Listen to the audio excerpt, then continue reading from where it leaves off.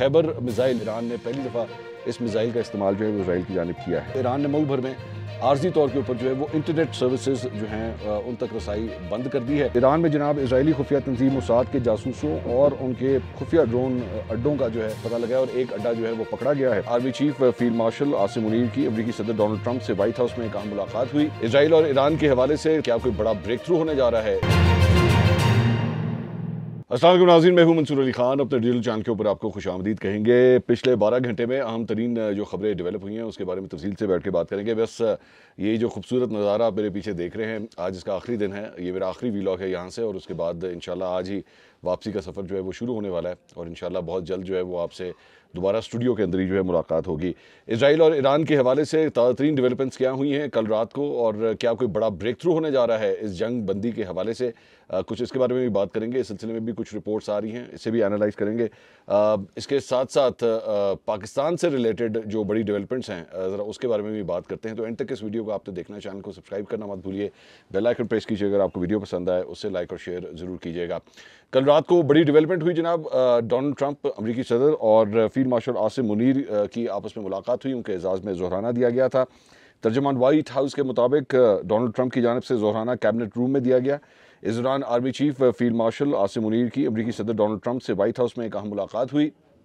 इस मुलाकात के फौरी बाद व्हाइट हाउस में मीडिया से गुफ्तगू करते हुए अमेरिकी सदर का कहना था कि फ़ील्ड मार्शल आसिम मुनीर से मुलाकात एजाज़ है। उनका शुक्रिया कि वो जंग की तरफ नहीं गए, क्योंकि पाकिस्तान और भारत दोनों जौहरी ताकतें हैं। एक सवाल के जवाब में उन्होंने कहा कि फ़ील्ड मार्शल आसिम मुनीर को जंग रोकने के लिए शुक्रिया अदा करने के लिए ज़ोहराने पर मैंने मदऊ किया था। और डोनाल्ड ट्रंप ने कहा कि फील्ड मार्शल से मुलाकात के दौरान हालिया ईरान और इसराइल के मामले पर भी बात हुई है। पाकिस्तान ईरान को बहुत ज़्यादा जानता है। उन्होंने मज़ीद कहा कि पाकिस्तान के साथ तजारती माहदे पर बातचीत हो रही है, जबकि फील्ड मार्शल से पाकिस्तान के तजारती माहदे पर भी बात हुई है। दौरे अमेरिका के दौरान फील्ड मार्शल आसिम मुनीर की अमेरिकी वज़ीर ख़ारजा मार्को रूबियो और वज़ीर दिफ़ा पैट हेक्सेट से भी मुलाकात मुतवक्के है। तो अहम तरीन मुलाकातें जो हैं वो इस वक्त हो रही हैं, जिनकी डिटेल्स मैं आपके साथ शेयर कर रहा हूँ। साथ ही साथ मुलाकात से कबल अमेरिकी सदर डोनाल्ड ट्रंप ने मीडिया से गुफ्तगू में एक बार फिर कहा है कि पाकिस्तान और भारत दोनों ममालिक जौहरी ताकत रखते हैं और उनके दरमियान जंग उन्होंने रुकवाई है। अमेरिकी सदर डोनाल्ड ट्रंप ने कहा कि मुझे पाकिस्तान बहुत पसंद है और वहाँ के लोग भी बहुत अच्छे हैं। डोनाल्ड ट्रंप ने कहा कि पाकिस्तान और भारत दोनों जौहरी ताकत रखते हैं और उनके दरमियान जंग को मैंने ख़त्म करवाया है और तजारत पर मैंने आमादा किया है। जनरल आसिम मुनीर से मुलाकात से के मुतालिक एक सवाल के जवाब में उन्होंने कहा कि आसिम मुनीर अपने मुल्क की एक इन्फ्लुएंशियल शख्सियत हैं और उन्होंने पाकिस्तान की तरफ से जंगबंदी में एक अहम किरदार अदा किया है। तो इसके साथ साथ जनाब जो सजाद बरकी हैं, पाकिस्तान तहरीक इंसाफ के जो एक रहनुमा हैं, उन्होंने ट्वीट किया इस मुलाकात से रिलेटेड। उन्होंने कहा कि जनाब ग्रेट अपॉर्चुनिटी फॉर पोटस यानी कि Donald Trump in his meeting with Asim Munir to win the hearts and trust of the Pakistani diaspora by demanding rule of law in Pakistan and release of Imran Khan. Any other deal made with this imposter will be rejected outright by the people of Pakistan and further endanger American lives in that region. तो सजाद बरकी साहब जो है वो ज़्यादा मुझे लगता है कि खुश नहीं होंगे इस अहम मुलाकात के हवाले से, क्योंकि अभी उन्होंने शहबाज गिल ने इन सब ने एक बहुत बड़ा जो है वो एहतजाज प्लान किया था, लेकिन उसके बाद जो है हुआ क्या कि डोनाल्ड ट्रंप जो है वो तो एक्चुअली आसिम मुनीर साहब से मुलाकात कर बैठा। अंसार अब्बासी साहब ने जो है वो इसके ऊपर ट्वीट किया। उन्होंने कहा तहरीक इंसाफ को अमेरिका में फील्ड मार्शल आसिम मुनीर के खिलाफ एहतजाज करके क्या हासिल हुआ। ट्रंप ने खान के लिए फ़ोन तो नहीं किया, लेकिन उस आसिम मुनीर को खाने पर बुला लिया जिनके खिलाफ पीटीआई मुहिम चलाती रही। इन एहतजाजियों ने इमरान खान और पीटीआई की खिदमत की या उनके लिए मुश्किलात को मज़ीद बढ़ाया। मेरे ख्याल में बड़ा वैलिड पॉइंट है आसिम अंसार अब्बासी साहब का, जो ये फरमा रहे हैं कि जनाब हासिल क्या किया आपने पिछले साल डेढ़ साल के अंदर। एक्चुअली आपने पाकिस्तान तहरीक इंसाफ के लिए और भी ज़्यादा प्रॉब्लम्स जो हैं वो तैयार की हैं, उनके लिए और खड़ी की हैं ये प्रॉब्लम, जिसका कोई हासिल वसूल नहीं हुआ। हाँ, अलबत्ता ये है कि कई लोगों के वीलॉग्स चल पड़े, उनके यूट्यूब चैनल चल पड़े, लेकिन पाकिस्तान तहरीक इंसाफ जो है वो वैसी की वैसी उसके लिए मुश्किलात जो हैं वहीं पे वहीं खड़ी हुई हैं। अदाकार हमजा अली अब्बासी, जिनका मैंने पॉडकास्ट किया था पिछले दिनों, तो उस पॉडकास्ट के ऊपर जो है वो पाकिस्तान तहरीक इंसाफ के कई सपोर्टर्स जो है वो बड़े नाराज़ थे, उनको कुछ उनकी बातें पसंद नहीं आईं। तो हमजा अली अब्बासी साहब ने जो है वो ये एक्चुअली वाज़े किया है। उन्होंने हाल ही में इमरान खान के ख़िलाफ़ उन्होंने कहा जी मैंने कोई इंटरव्यू नहीं दिया है। कुछ सोशल मीडिया पेजेस ने उनके बयानात को गलत अंदाज में पेश किया है। उन्होंने इंस्टाग्राम पर अपने ताज़ा इंटरव्यू के क्लिप्स शेयर करते हुए मुकम्मल इंटरव्यू का लिंक भी फराहम किया और सबको पूरा इंटरव्यू देखने की उन्होंने अपील की। उन्होंने लिखा कि हाल ही में उन्होंने एक इंटरव्यू दिया था जिस मुतालिक बाद सोशल मीडिया पेजेस ने गलत पोस्ट और ख़बरें शेयर की हैं। सोशल मीडिया पेजेस की जानिब से लिखा और कहा जा रहा है कि उन्होंने इमरान खान के खिलाफ इंटरव्यू दिया है, जबकि ऐसा नहीं है।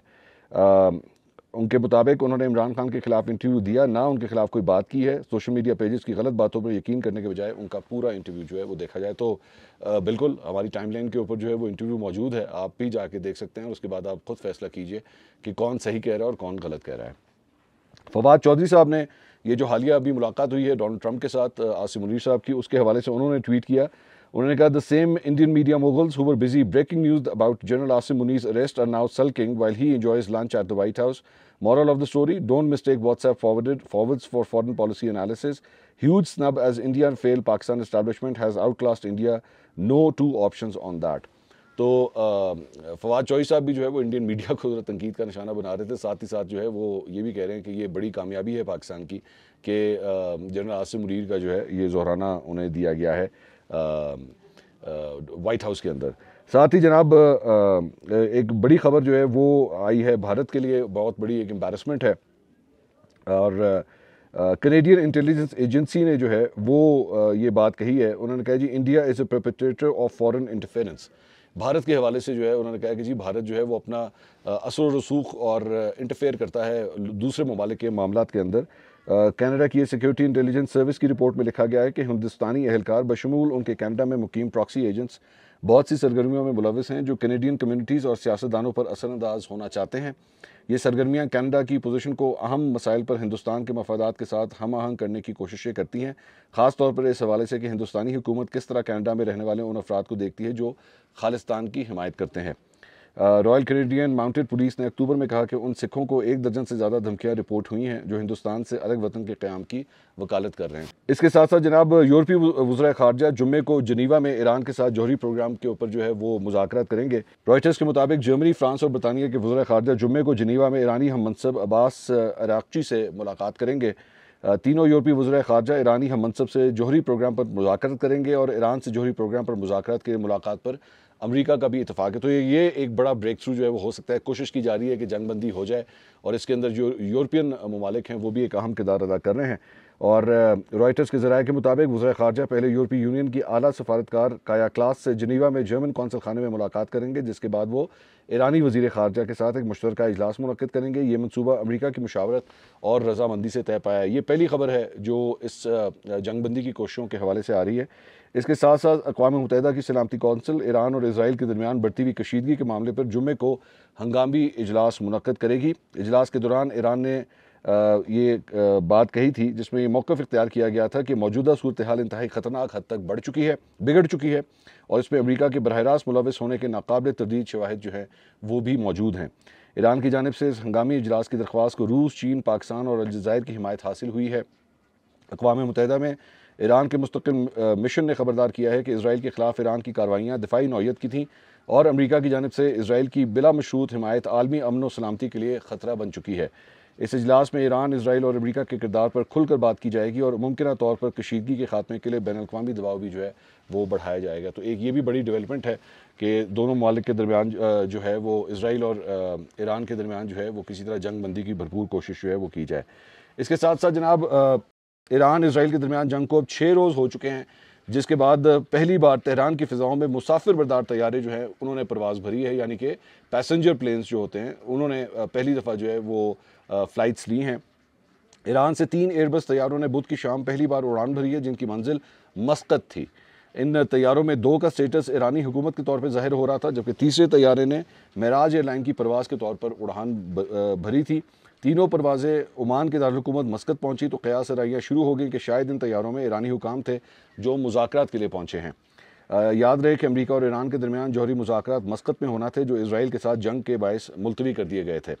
ईरान ने ऐसे हर दावे को मुस्तरद करते हुए कहा है कि ईरान से कोई वक्त अमेरिका के साथ मुज़ाकरात के लिए मस्कत नहीं पहुंचा। अमेरिका और ओमान की जानिब से इस मामले पर ताहाल कोई रद्द-ए-अमल सामने नहीं आया। तो लग इस तरह रहा है, बातें इस किस्म की हो रही हैं जैसे कुछ ना कुछ पीछे कोई ना कोई मुज़ाकरात का सिलसिला जो है वो चल रहा है, लेकिन ज़ाहिर बात है उसको जो है अभी कोई ऑफिशियल कवर जो है वो नहीं दिया जा रहा।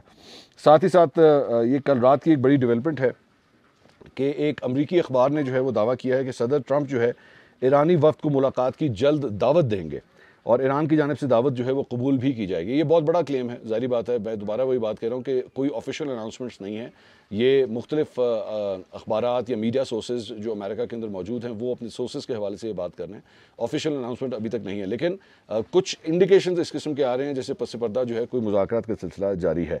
और अमरीकी अखबार वॉल स्ट्रीट जर्नल के मुताबिक अमरीकी सदर ने ईरान पर हमले के मंसूबे की मंजूरी दे दी है और हमले से मुतल्लिक आला ओहदेदारों को भी बता दिया गया है।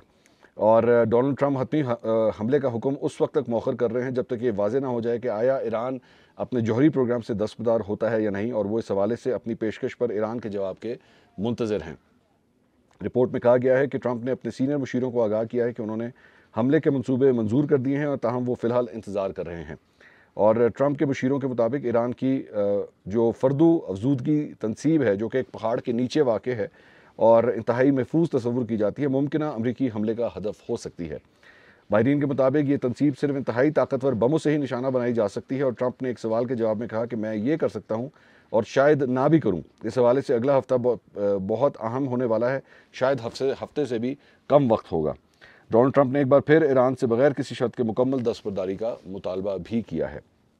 इससे पहले अमरीकी सदर डोनाल्ड ट्रंप ने मीडिया से गुफ्तगू की और उन्होंने कहा कि ईरान को मुश्किलात का सामना करना पड़ेगा। डोनाल्ड ट्रंप ने ईरान से मुतल्लिक पूछे गए सवाल के जवाब में इंकशाफ किया कि ईरान ने मुझसे बात करने की कोशिश की, लेकिन मैंने कह दिया कि अब बहुत देर हो चुकी है। अमरीकी सदर ने शिकवा किया कि ईरान ने 2 हफ्ते पहले बात क्यों नहीं की, अब वो बात करना चाहते हैं जबकि बातचीत का वक्त जो है वो गुजर चुका है। डोनाल्ड ट्रंप ने कहा कि अमेरिका को कई सालों से ईरान से धमकियां मिल रही थीं, death to America, death to Israel, इसके बावजूद भी जौहरी मुज़ाकरात किए गए।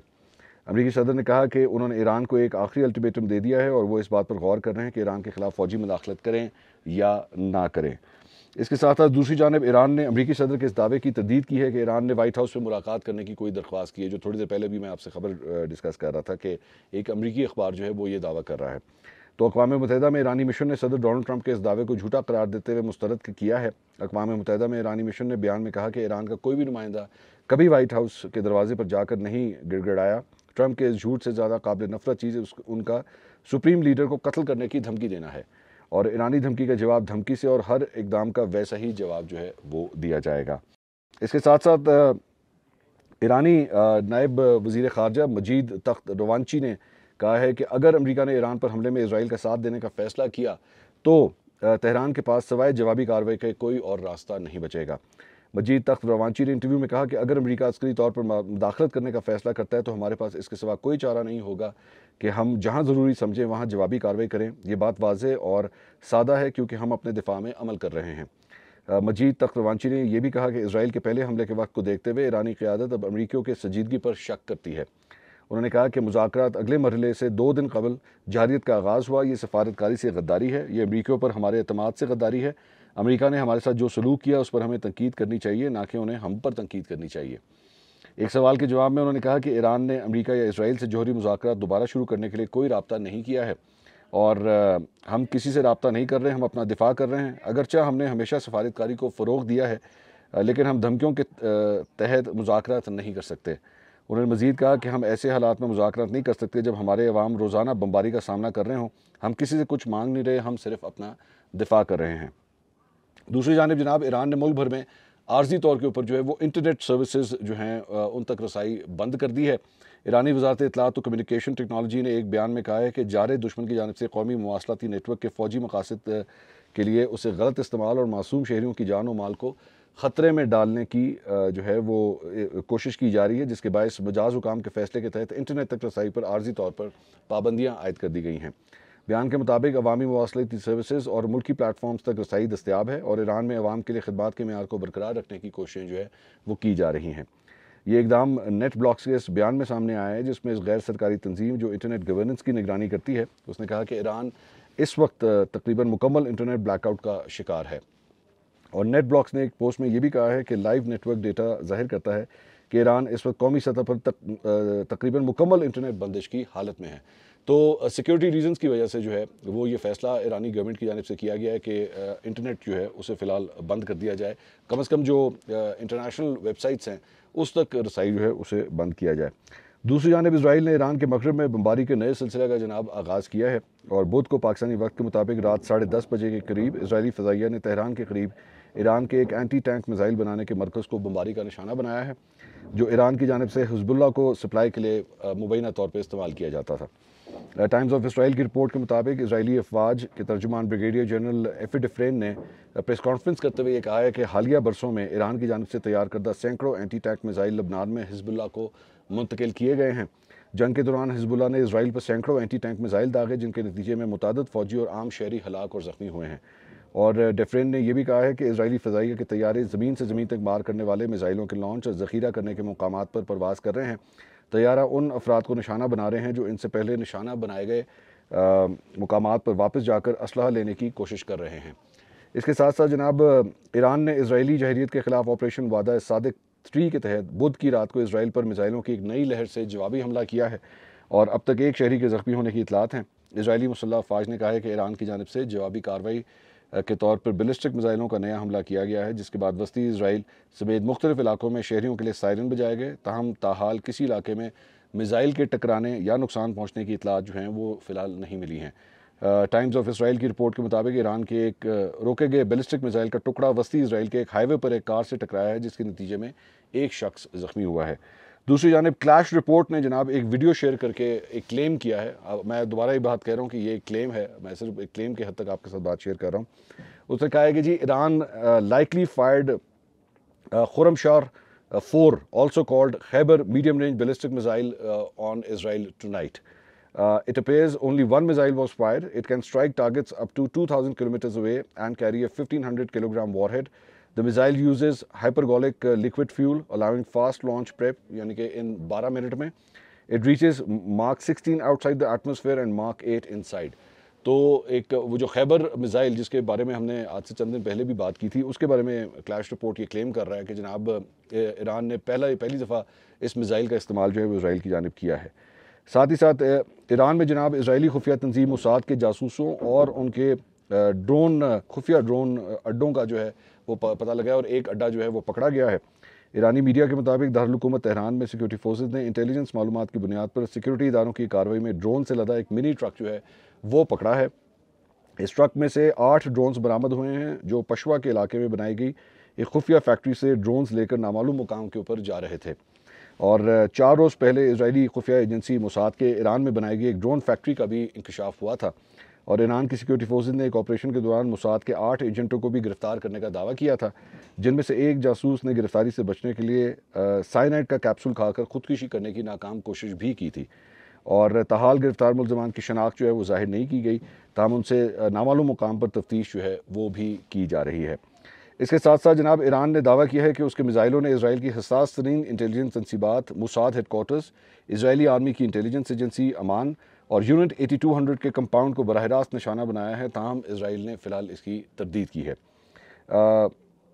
और तंज़ेलिया में वाक़ मोसाद का हेडकोार्टर्स, जबकि गुलोट के इलाके में इसराइली फ़ौज की मिलिट्री इंटेलिजेंस अमान का लॉजिस्टिक यूनिट और यूनिट 8200 के दफातर कई ईरानी मिसाइलों के निशाने में आए हैं।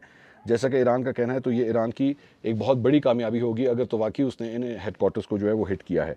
ये हमला जो है वो महज एक फ़ौजी कार्रवाई नहीं बल्कि इसराइली इंटेलिजेंस की रीढ़ की हड्डी पर वार के मुतरादिफ है और ईरान ने इसे अपनी स्ट्रेटेजिक कामयाबी करार दिया, जिसके दूरस असरात ना सिर्फ इसराइल बल्कि आलमी ताकतों पर भी मुरतब हो सकते हैं।